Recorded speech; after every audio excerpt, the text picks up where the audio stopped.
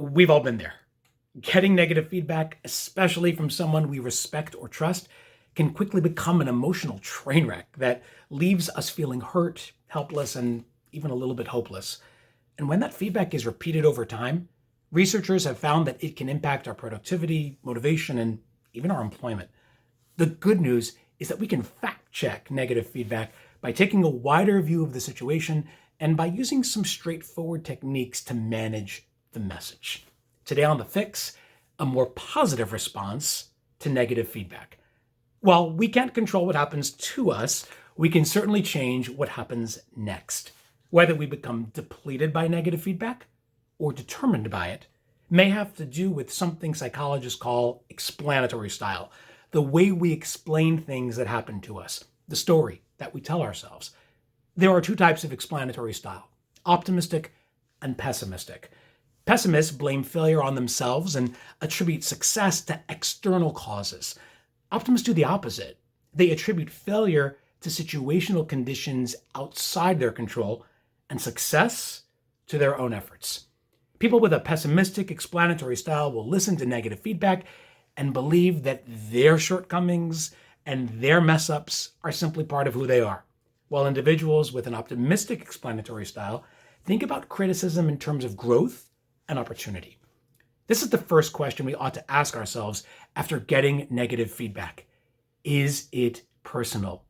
Did my actions play a direct part here? And if so, what can I do to change that? The next issue to consider is how often something is happening and whether it affects other aspects of our lives. Pessimists tend to believe that negative events affect other life events. It's a snowball effect. They're more likely to view criticism as a feature, not a bug. Optimists believe failures are isolated incidents that won't necessarily spill over into other aspects of their lives. Put simply, if you consider yourself to be unlucky, then a negative experience can seem like a precursor for future failure. But if you see a negative experience as something more specific, then failure is easier to shake off. So that's the second question to ask yourself after getting negative feedback. Is this problem pervasive and going to affect all of life's situations, or is it just particular to this specific situation? And finally, it's helpful to consider the effects of feedback. Pessimists tend to adopt a fixed and permanent view and believe that an outcome will endure indefinitely, while optimists take a more fluid and temporary view of a situation and think that it will eventually come to an end. It would be great if we could always adopt an optimistic explanatory style and think of tough feedback as something that's only temporary, limited in its scope, and within our ability to change. But if critical feedback has your emotions running on high, it might not be so easy to distill facts from feelings. So here's a few steps that can help. First, take time to process. Let the feedback sit for a day or so before you attempt to really process it. By then, the initial sting will have worn off a bit and you'll be in a better position to evaluate it with a cooler head. Next, widen the feedback loop. Ask a trusted colleague or family member or friend to offer their take on the feedback. It's an additional layer of context and perspective that can get you out of your own head and provide some much needed clarity.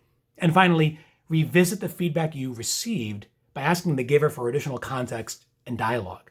Let the person know you thought about what he or she said and are eager to make improvements. Or if you happen to see things differently, that you would appreciate the chance to make your case. We don't choose the feedback we get, but we always get to choose where it goes. By understanding how the mind processes feedback and then consciously shifting our view, we can turn negative feedback into positive results that lead to real and lasting improvement.